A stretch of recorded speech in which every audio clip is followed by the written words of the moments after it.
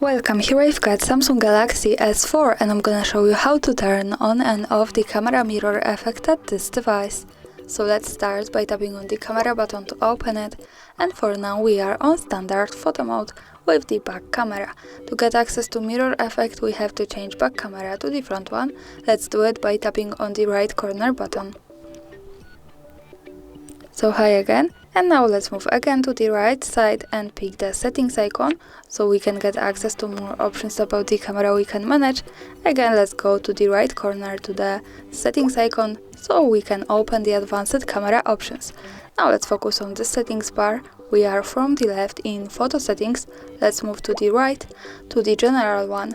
Now we have to slide a little bit down and find the save as flipped option. So when we tap here we can decide to turn off or turn on our camera mirror effect as we need. And that's all, thanks for watching, subscribe our channel and leave the thumbs up.